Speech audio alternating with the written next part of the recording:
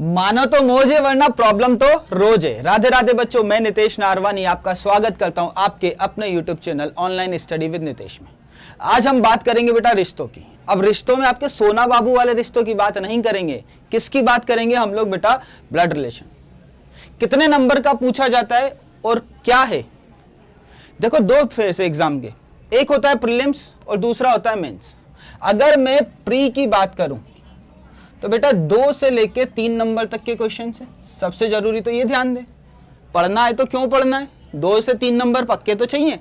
दूसरी बात, ये जो पूछ रहा है ये पूछता है बेटा मेंस में।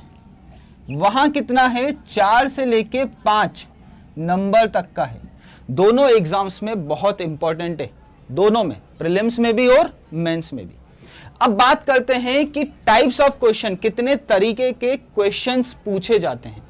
तो बेटा 3 तरीके के क्वेश्चंस पूछे जाते हैं। तो मैं यहां लिख लेता हूं टाइप्स ऑफ क्वेश्चन। सबसे इंपॉर्टेंट है। क्यों इंपॉर्टेंट है? कि किससे कितने नंबर का आ रहा है। बेटा एक होता है जिसको हम बोलते हैं पैराग्राफ फॉर्म,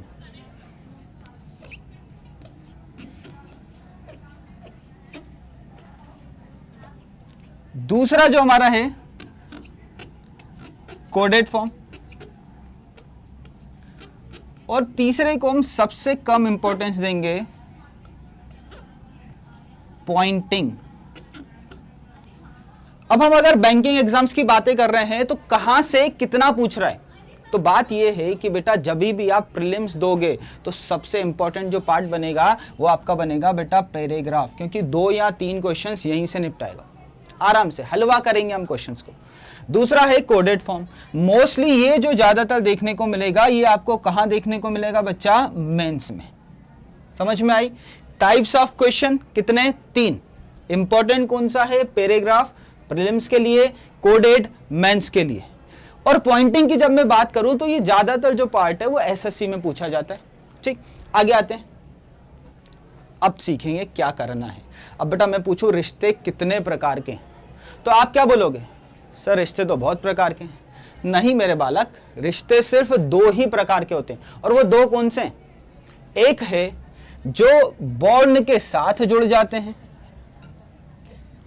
और दूसरे हैं जिसको हम बोलते हैं हमारी शादी के बाद जुड़ते हैं, बॉर्न और आफ्टर मैरिज। और जो बेटा बीच में आपने रिश्ते बनाए ना यहां से यहां, ये आपके बाबू सोना है, और हमें बाबू सोना का काम नहीं है। अब देखो जब मैं इधर करूं तो मम्मी,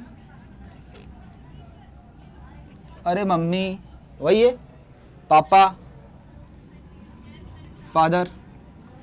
तो with bond most of the relation से, जैसे मदर, फादर, फिर हमारे आगे दादा दादी, हमारे सगे भाई बहन। अब ये विथ बॉन्ड हो भी सकते हैं और नहीं भी।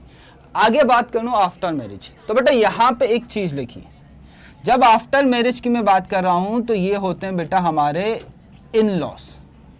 किसकी बात हो रही है बेटा? इन लॉस की बात हो रही है। अब इन लॉस में भी आऊं, mother in law, father in law, बहुत सारे ऐसे, हमें अभी इतना डिटेल में नहीं जाना। अब देखो 2 है, बॉर्न और आफ्टर मैरिज। इतना समझ में आ गया? अब आगे बढ़े, चलो अब सबसे इंपॉर्टेंट चीज सीखते हैं। 2 है। क्या इंपॉर्टेंट है? पहला है फैमिली ट्री। आप बोलोगे ठीक है सर, फैमिली ट्री तो हमने बना लिया, अब कैसे? साथ में है नोटेशंस।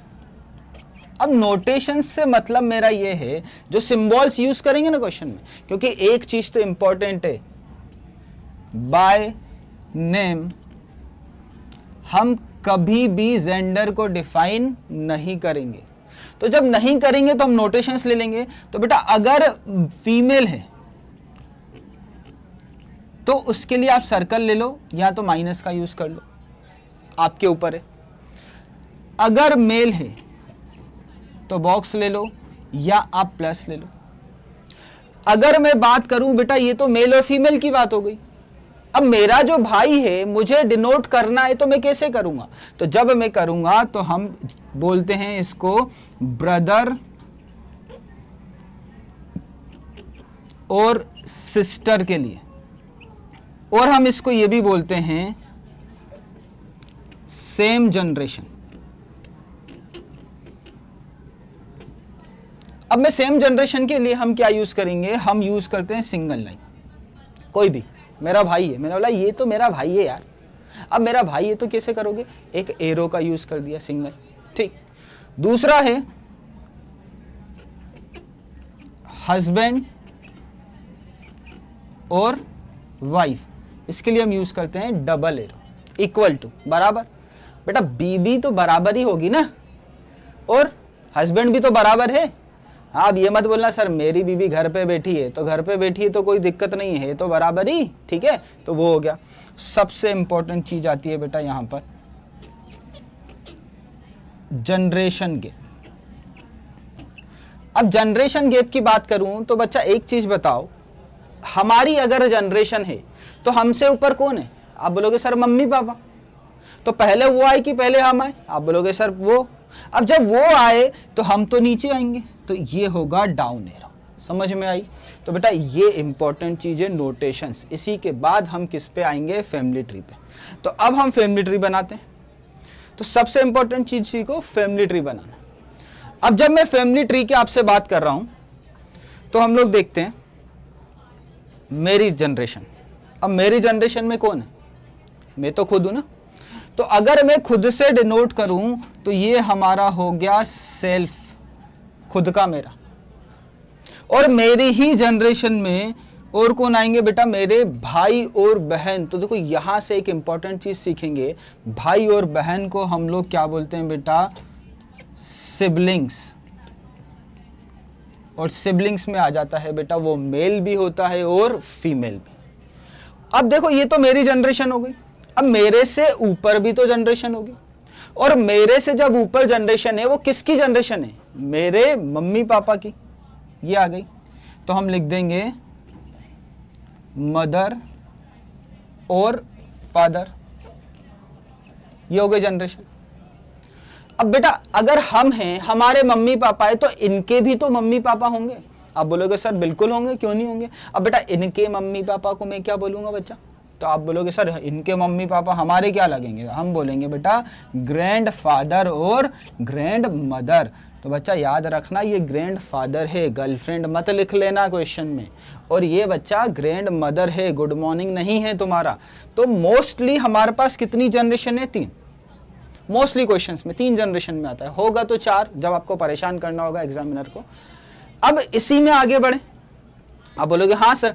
अब देखो जब बेटा मेरे भाई और बहन है बच्चा, तो क्या हमारे मम्मी और पापा के भी तो भाई बहन होंगे? आप बोलोगे बिल्कुल होंगे सर। तो आओ अब यहां देखते हैं, अगर मम्मी और पापा के भाई और बहन हैं तो दैट मीन्स ये हमारे कहलाते हैं बेटा अंकल और आंट। समझ में आई इतनी चीज? अब देखो अंकल आंट हो गए, इनके भी तो बच्चे होंगे? बोलोगे हाँ सर। अब बच्चा जब इसके भी बच्चे हुए, हमारे अंकल और आंट के, अब अंकल आंट के जब बच्चे हुए तो ये हमारे कहलाते हैं कजिन। अब बेटा याद रखना कजिन में भी कोई जेंडर नहीं होगा। कंप्लीट? इतना छोटा सा है। अब दिक्कत कहाँ खड़ी होगी? बोले सर इतना सा तो है, हलवा है, बना लेते हैं अभी। सर नहीं, दिक्कत होती है जब इन लॉस एंट्री लेते हैं। अब सुना होगा एक परिवार सुखी परिवार, दूसरा जोड़ा तो दुखी परिवार। आगे आते हैं उसी पे। अब देखो रिश्ते, अब कुछ ऐसे रिलेशंस हैं जो हिंदी में तो बहुत आसान लगते हैं, अरे ये मेरे चाचा हैं, पापा है, ये है वो है। अब मैं पूछूं आपसे कि आपके पापा के बड़े भाई क्या हैं? सर ये तो मेरे बड़े पापा हुए। अरे मूर्ख इंसान, कभी बड़े पापा नहीं होते हैं। ये क्या कहलाएंगे हमारे, इंग्लिश में सुना है कभी कहीं बिग फादर है? सर उधर तो बिग फादर लिखा है, बड़े पापा है मेरे। नहीं भैया, क्या है ये है हमारे अंकल। तो देखो जब हम अंकल की बात करें रिलेशन में, तो ये कौन होंगे? ये हमारे पापा के या तो हमारे मम्मी के फादर्स और मदर्स क्या कहलाते हैं बेटा? ब्रदर, तो ये हमारे होते हैं बेटा अंकल। समझ में आया? कोई दिक्कत इतने में? अब अंकल, अब बोलोगे सर पापा के भाई और मम्मी के भाई, पापा के भाई दैट मीन्स बड़े पापा। अरे नहीं अंकल, मम्मी के भाई मतलब मामा, मेरे मामू लग रहे हैं वही, तो मामू मतलब अंकल। दूसरा आते हैं बेटा आंट पे।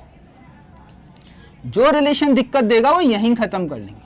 आंट क्या है, क्या करना है आंट के साथ? अरे मेरे बच्चा, जब इधर मम्मी और पापा के भाई थे तो बेटा ये मम्मी और पापा की बहन भी तो होंगी, और जब मम्मी और पापा की बहन होंगी तो ये हमारी क्या कहलाती हैं? आंट। तो मैं इसको ऐसे लिख लेता हूं। अगला रिलेशन बहुत ही टफ, बच्चे बोलते सर ये क्या कर दिए, ये है बेटा नेफ्यू।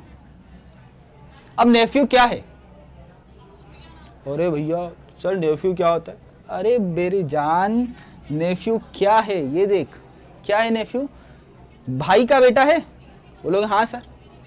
बहन का भी बेटा है? बोलोगे हाँ सर। बस लग गया नेफ्यू।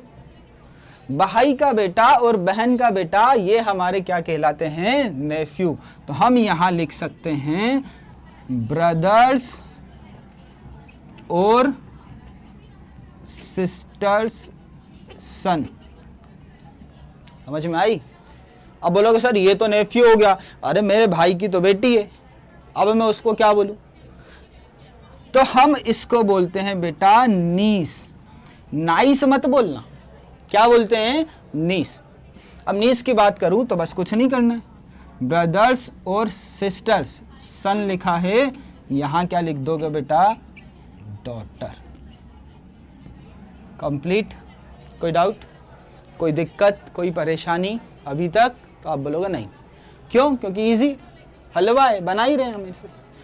अब देखो कुछ रिलेशन ऐसे हैं जहां दिक्कत खड़ी होती है। ये आता है बेटा ब्रदर तक तो ठीक था।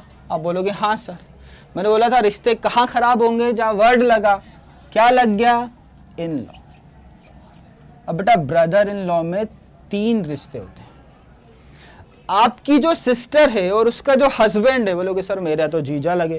अरे नहीं, इंग्लिश में, हिंदी में नहीं करना है, तो क्या बोलेंगे उसको? Brother in law. तो हम इसको पहला जो इसमें आता है वो हम बोलते हैं बेटा सिस्टर्स हस्बैंड। कंप्लीट। दूसरा बोलेंगे हाँ सर।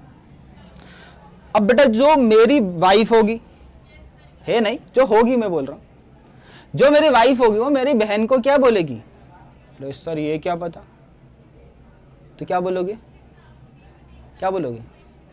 ब्रदर इन लॉ बोलोगे? अरे नहीं, अब देखो मेरी बहन, अब मैंने एक वर्ड हटाया है, ब्रदर की जगह क्या ले लिया? मेरी बहन, सिस्टर, तो क्या बोलेगी? Sister in law. खत्म हो गया। यहां पर देखो एक हो गया सिस्टर्स हस्बैंड। क्लियर इतना? कोई डाउट? नहीं सर। दूसरा मैंने आपको अभी बताया, क्या लिया था मैंने? Sister in law. हो गया। अब सिस्टर इन लॉ मैंने क्या बताया था आपको? अभी बोला हस्बैंड सिस्टर, बेटा पति की बहन क्या कहलाएगी? Sister in law. 2 रिश्ते कंप्लीट। बोलोगे हाँ सर हो गया, इसमें क्या दिक्कत है? अब बेटा देखो मेरी जो वाइफ है उसका भाई, बोलोगे हाँ सर साले साहब। अरे नहीं मेरी जान, साले साहब नहीं होते हैं, वो क्या कहलाएंगे? मेरे ब्रदर इन लॉ। तो मैं क्या लगाऊंगा?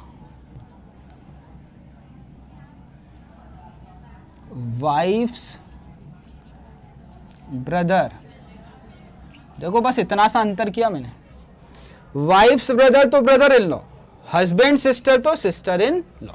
समझ में आई इतनी चीज? बोलोगे हाँ सर। अब यहां सिस्टर्स हस्बैंड था तो मैं यहां एक चीज कर दूं। क्या कर दूं बेटा? Brother's wife. आप बोलोगे हाँ सर। अरे मेरे भाई की पत्नी मेरी क्या लगी? तो मैं बोलूंगा सिस्टर इन लॉ। समझ में आया इतना? तो ये जो कुछ रिलेशन है ना, यहाँ तक आपको अच्छे से डिटेल में आना चाहिए। आज के लिए इतना रखेंगे, अगली क्लास में मिलेंगे इसी के question 1, that means passage, paragraph form. ठीक है, मिलते हैं अगली क्लास में। Thank you, bye bye.